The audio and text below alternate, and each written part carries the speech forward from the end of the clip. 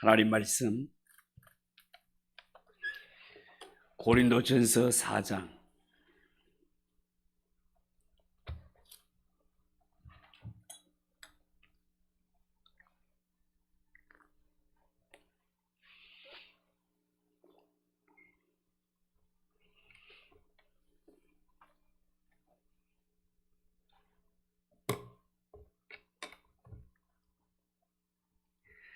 고린도전서 4장 1절에서 5절입니다.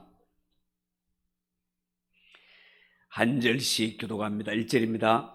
사람이 마땅히 우리를 그리스도의 일꾼이요 하나님의 비밀을 맡은 자로 여길지어다. 너에게나 다른 사람에게나 판단받는 것이 내게는 매우 작은 일이라 나도 나를 판단하지 아니하노니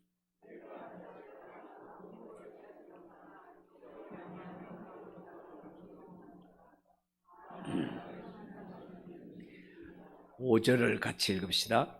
그러므로 내가 이르기 전 곧 주께서 오시기까지 아무것도 판단하지 말라. 그가 어둠에 감추인 것들을 드러내고 마음의 뜻을 나타내시리니 그때에 각 사람에게 하나님으로부터 칭찬이 있으리라. 아멘. 이 시간 중직자들 특성이 있겠습니다.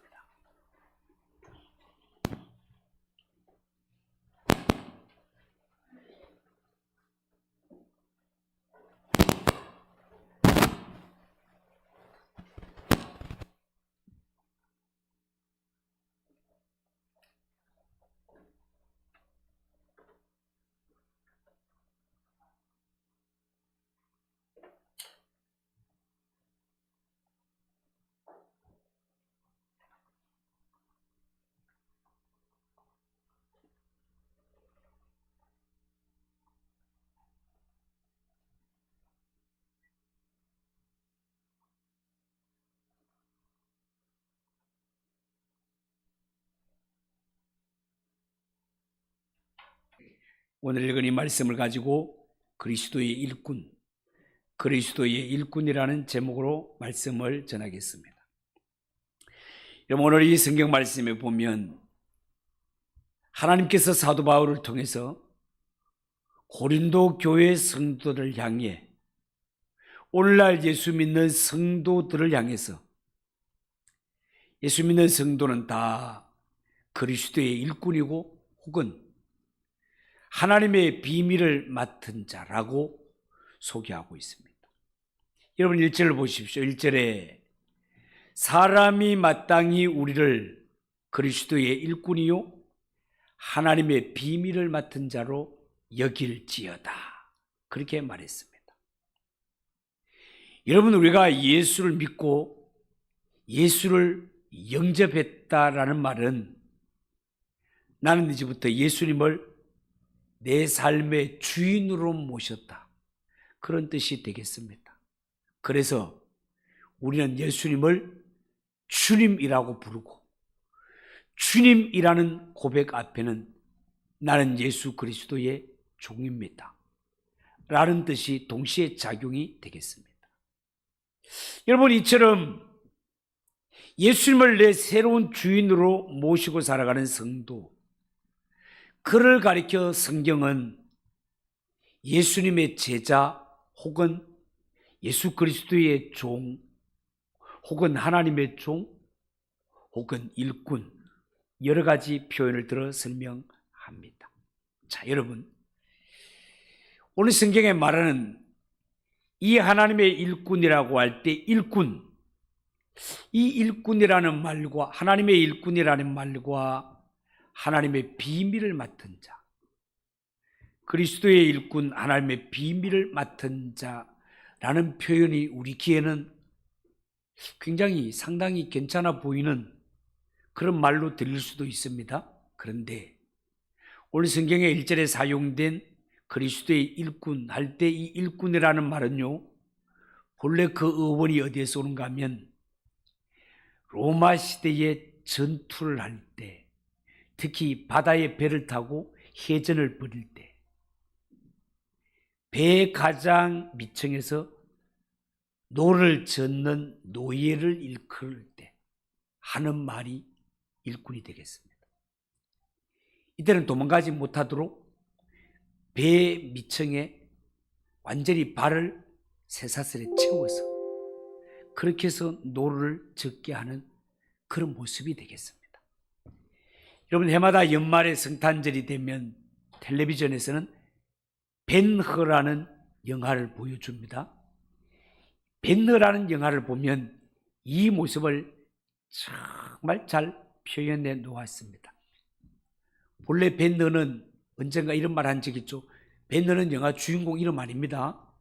벤허라는 말은, 벤이라는 말은 히브리 말의 아들이란 말이에요. 아들. 르벤 뭐 이런 게 전부 오른손의 아들이란 뜻이단 말이에요.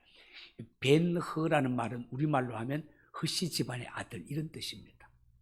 그 영화의 주인공은 주다라는 다른 이름을 가지고 있죠. 그 주다가 노예 상세에 팔려가서 그 로마 배에 그 밑층에서 노를 젓는 모습이 벤허 영화에 나옵니다. 얼마나 고통스러운지.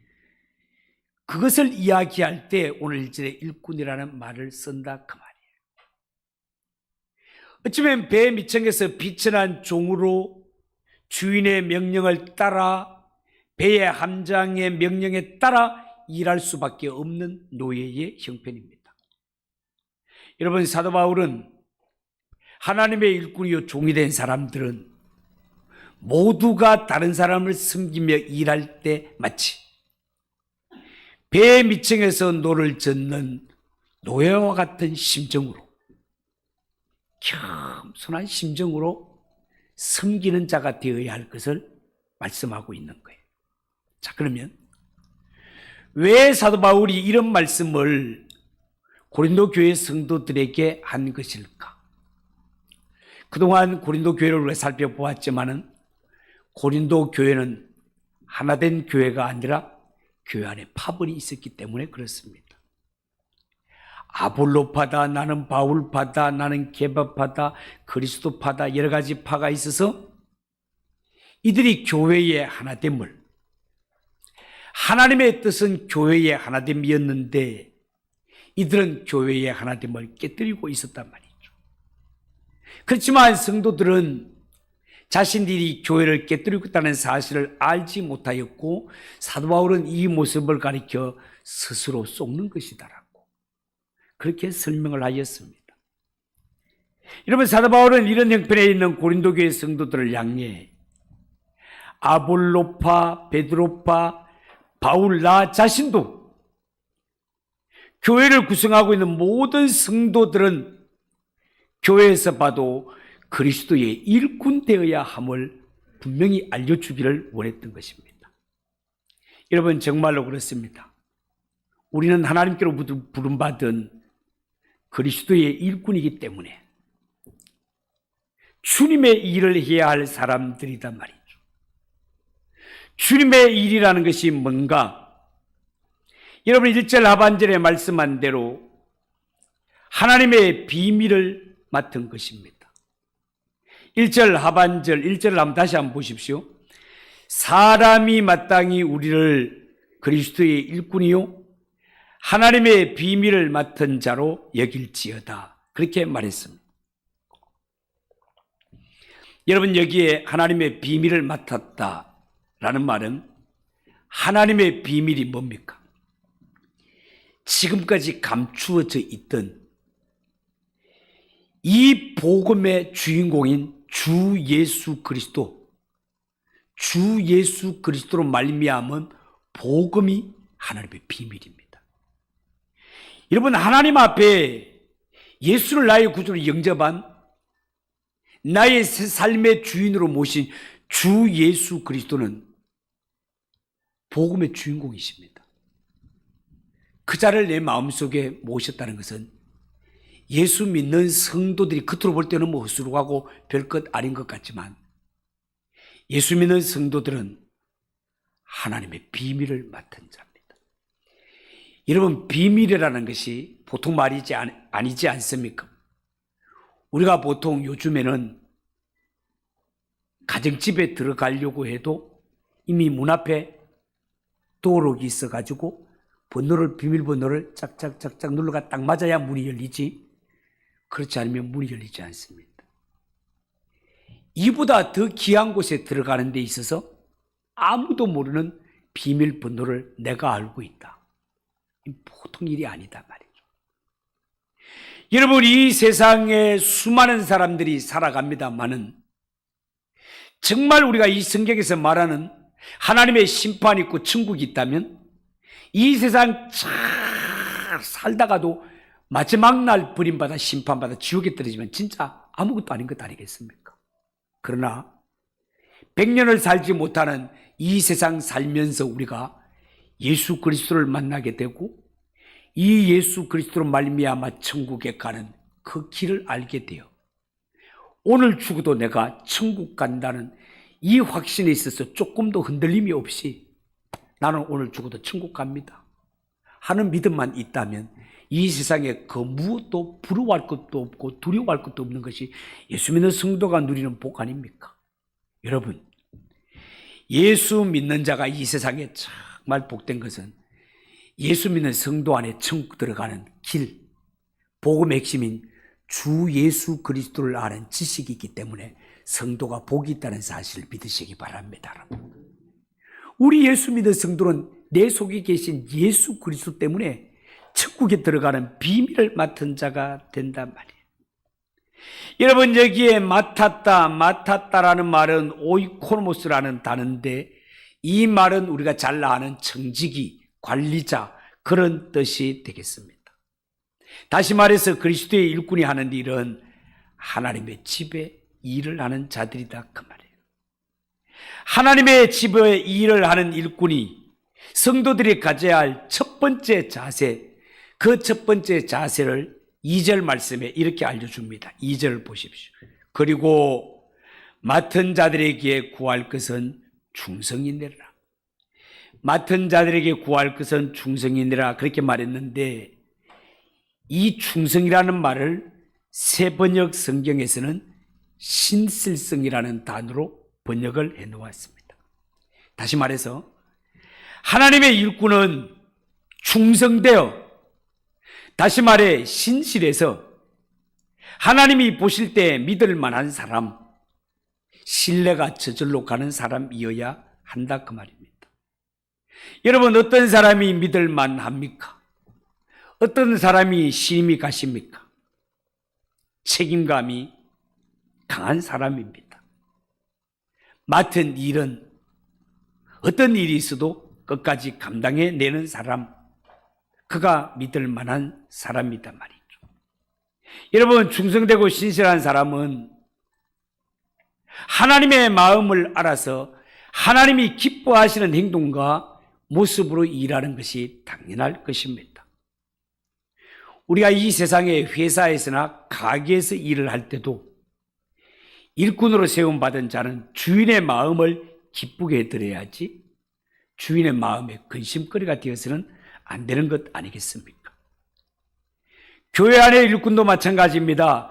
무슨 일을 하든지 간에 하나님의 마음을 기쁘게, 성도들의 마음을 즐겁게, 중생 때 진실하게 해야 되지 불순종하고 하나됨을 깨뜨려서는 안 된다는 거예요. 여러분, 하나님이 기뻐하시는 방법으로 신실하게 충성하는 일꾼은 모든 일에 하나 되게 합니다. 화목을 이루게 합니다. 어디를 가든지 사랑의 열매, 기쁨의 열매, 감사의 열매를 주렁주렁 맺습니다. 합력하여 선을 이루게 됩니다. 그래서 요한계시록 2장 10절에는 네가 죽도록 충성해라, 그리하면 생명의 관을, 이전 성경은 생명의 면류관을 내게 주리라, 그렇게 약속했던 것입니다. 여러분, 우리가 제한된 시간 살다가 갈 자들이지만 하나님이 이 땅에 주님의 몸된 교회에 우리를 부르셔서 우리에게 충성된 일꾼으로 세우셨다면 그 무엇보다가 날 부르셔 세우신 하나님을 기쁘시게 하고 하나님의 마음을 시원하게 드릴 수 있는 그런 충성된 일꾼 되시기를 주님의 이름으로 축복합니다. 아마도 우리 중에 정말로 예수를 나의 구주로 믿는 성도라면 내가 예수 그리스도의 종이라는 사실을 모르는 사람은 아무도 없을 것입니다. 문제는 내가 하나님이 부르신 주님의 종이라는 사실을 알면서도 하나님이 기뻐하시는 뜻에 주님의 명령에 즐겁게 순종하지 못하는, 왜 내가 하나님의 일꾼이라는 것을 알면서도 즐거운 마음으로 주 뜻대로 순종하지 못하는 걸까? 이것을 반드시 알아야 된단 말이죠. 왜 많은 성도들이 하나님의 종이면서도 하나님이 기뻐하시는 일에 기쁘게 순종하지 못하는 걸까? 저는 그 원인을 출애굽한 이스라엘 백성들에게서 한번 찾아보려고 합니다. 여러분, 성경에 나오는 구약 이스라엘 백성들, 그 애굽에서 하나님의 은혜로 능력으로 출애굽한 이스라엘 백성들, 그들은 정말 누구 못지않게, 아니 누구와 견줄 수도 없을 만큼 하나님으로부터 많은 은혜를 받고 많은 기적을 체험하지 않았습니까? 성경에 아예 노골적으로 너처럼 하나님의 은혜를 받은 족속이 어디 있냐? 너처럼 하나님의 기적을 체험한 족속이 어디 있느냐? 이 세상에 너와 같은 그런 족속이 없다는 것이죠.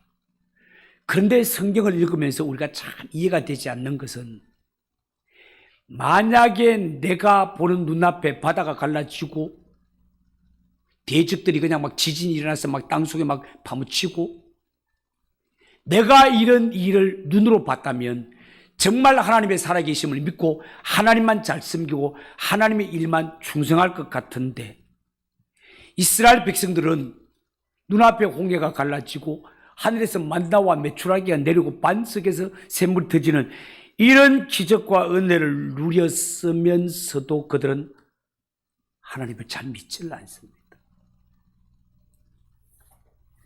그들이 광야 40년을 지나갈 때 그들이 나올 때 옷을 바리바리 싸왔는 것 아닙니다. 해마다 농사지가 곡식 걷어 가지고 먹고 살았던 것 아니에요. 그들은 애굽에서 나올 때 6개월치 식량밖에 갖고 나오지를 못했습니다. 뭘 보면 알 수 있나? 광야 40년 동안 유월절을 지키지 못합니다. 왜 유월절을 못 지키는가 하면 곡식이 없어서 못 지키는 거예요.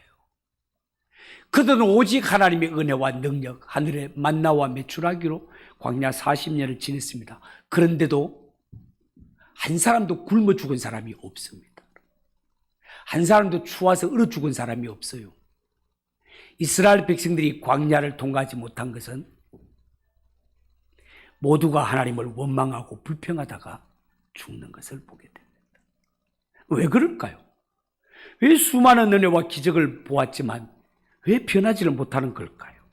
그것은 그들이 출애굽함으로 말미암아 신분은 바뀌었지만, 이전의 신분은 바로의 종, 애굽의 노예에서 하나님의 거룩한 백성, 하나님의 자녀로 신분은 바뀌었지만 그들의 사고방식과 습관이 바뀌지 않아서 그렇습니다. 너무나 오랫동안 애굽에서 종살이를 하다 보니까, 430년 동안 종살이를 하다 보니까 자신도 모르는 사이에 뼛속 깊이 노예 근성이 자리를 잡고 있었던 것입니다. 노예 근성은 어떤 것이 있을까요? 틈만 나면 원망하기를 좋아합니다. 불평하기를 좋아합니다. 자꾸만 애굽으로 돌아가자고 그렇게 외칩니다. 차라리 애굽에 있을 때가 나았다. 그때는 고기도 먹고 부추도 먹고 마늘도 먹고 했는데 이게 먹고 차라리 애굽으로 돌아가자. 너무나 오랜 세월 노예 근성에 젖어 있는 그들, 분명히 피는 아브라함의 혈통 유대인인데 머리끝부터 발끝까지 그들의 사고방식은 애굽 사람이 되어버렸던 것입니다. 여러분, 구원받은 성도들이 예수님을 주님이라고 고백은 하지만 실제로 하나님의 뜻에 순종하지 않고 자기 멋대로 살아가고 원망과 불평에 살아가는 원인이 바로 여기에 있다는 것입니다. 신분은 하나님의 자녀가 맞는데 살아가는 방식은 세상과 똑같이 되어 버렸던 것입니다. 그러면 이러한 사람이 어떻게 하면 그리스도의 종으로 신실하게 살아갈 수 있는 걸까? 옛사람을 십자가에 못 박아 버려야 됩니다. 나는 죽고 내 안에 예수님이 사시게 해야 되는 것입니다. 갈라디아서 2장 20절에 보면 내가 그리스도와 함께 십자가에 못 박혔나니 그런즉 이제는 내가 사는 것 아니요 오직 내 안에 그리스도께서 사시는 것이라. 이제 내가 육체 가운데 사는 것은 나를 사랑하사 나를 위하여 자기 자신을 버리신 하나님의 아들을 믿는 믿음 안에서 사는 것이라. 그렇게 고백했습니다. 그리고 또 하나 명심해야 될 것은 그리스도의 일꾼된 우리는 이 땅에 살아가면서 다른 사람들에게 평가를 받게 된다는 것입니다. 자, 3절 한번 보세요. 너희에게나 다른 사람에게나 판단받는 것이 내게는 매우 작은 일이라 나도 나를 판단하지 아니하노니 라고 말했습니다. 우리 예수 믿는 성도가 주위로부터 판단을 많이 받습니다. 그런데 사도 바울은 사람들이 나를 향하여 내리는 평가는 중요하게 생각하지 않았습니다.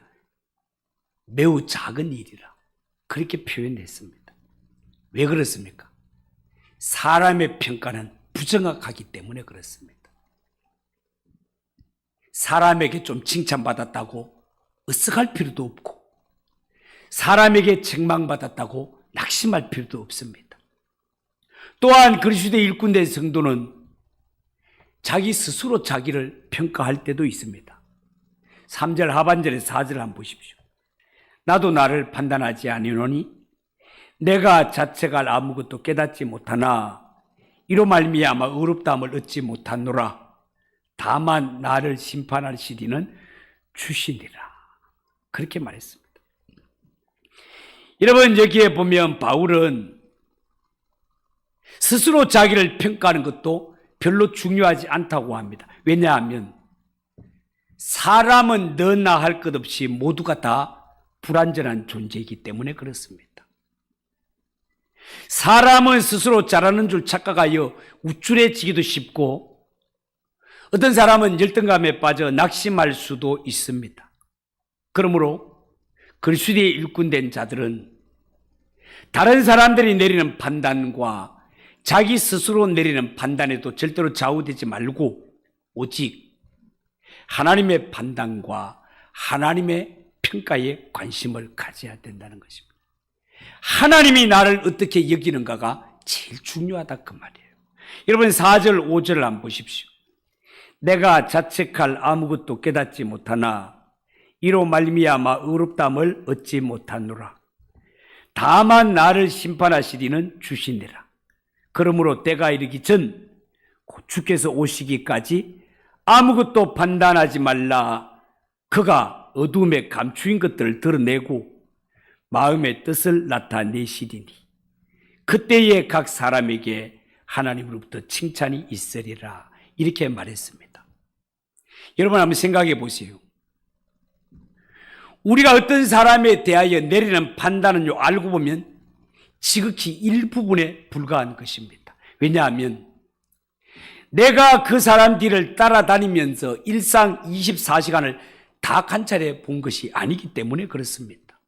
그렇기 때문에 내가 볼 때는 좀 까칠해 보이고 깍쟁이처럼 보이는 그 사람이 다른 곳에 가면 얼마든지 마음이 후덕하고 긍휼을 베풀며 사는 사람일 수도 있습니다. 내가 볼 때는 좀 뺀질뺀질해 보이고 정말 일도 안 하는 이런 사람처럼 보이지만 다른 곳에 가면 섬김과 봉사를 앞장서서 하는 사람일 수도 있단 말이에요. 그렇기 때문에 사람은 다른 사람을 절대로 함부로 평가하면 안 되고요. 그런 판단 앞에 주눅이 들어도 안 됩니다. 진짜 중요한 것은 뭐라고요? 하나님이 나에게 대하여 내리는 판단. 하나님은 사람의 중심을 보고 판단하시는 하나님이시기 때문에 하나님의 판단을 소중히 여겨야 됩니다. 오늘 성경도 분명히 하나님은 어둠에 감추어진 것들을 다 드러내고 마음의 뜻을 나타내신다라고 그렇게 말하고 있지 않습니까? 여기에서 마음의 뜻을 드러낸다는 것은 마음의 동기를 말하는 것입니다. 마음의 동기. 어떤 동기로 일을 했는가를 살피시는 하나님이시다 그 말입니다. 여러분, 우리 사람은 한계가 있기 때문에 겉만 보고 판단을 합니다. 행동만 보고 판단을 합니다. 그러나 하나님은 세밀한 분이시기 때문에 사람의 마음의 의도까지 살피시는 하나님이십니다. 사람은 열심히 일하는 것 같지만 알고 보면 이기적인 행동에서 나올 수도 있고, 반면에 사람이 보기에 흡족지 않아도 하나님 앞에 거룩하고 진실하고 겸손한 마음으로 일하는 사람들도 있다 그 말입니다. 여러분, 우리가 믿는 하나님은 중심을 보시는 하나님이십니다. 뿐만 아니라 내 마음 중심의 동기까지 살피시고 판단하시는 하나님이시다 그 말입니다. 그렇기 때문에 그리스도의 일꾼이 성도의 진정한 평가는 이 세상에서 이루어지는 것이 아니라 하나님 앞에 섰을 때 이루어지는 것입니다. 믿으시기 바랍니다. 5절 말씀 같이 한번 읽어볼까요? 시작.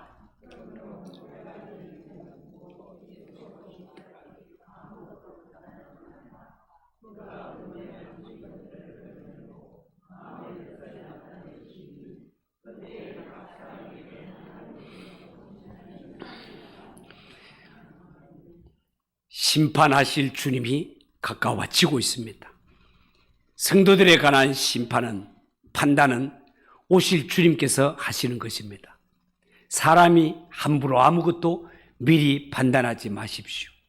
하나님께서는 어둠 속에 감추어졌던 것을 환하게 밝혀내시고 사람의 마음까지도 밝히 드러내실 날이 있습니다. 그날이 오면 하나님의 정확한 판단에 따라서 선악간의 사람들은 심판을 받게 될 것입니다. 이 말씀을 듣는 우리 모두는 그때에 하나님으로부터 모두가 너 진실로 잘했다라고 칭찬받을 수 있는 그런 성도들이 되시기를 주님의 이름으로 축복합니다. 기도하겠습니다. 하나님 아버지, 은혜를 감사합니다. 우리를 그리스도의 일꾼으로 하나님의 비밀을 맡은 자로 세워주심을 감사합니다.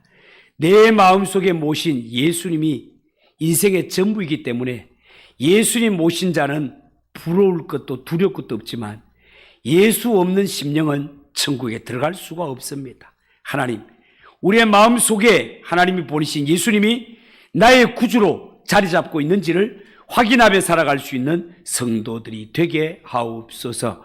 예수님의 이름으로 기도하옵나이다. 아멘. 333장 찬송하겠습니다.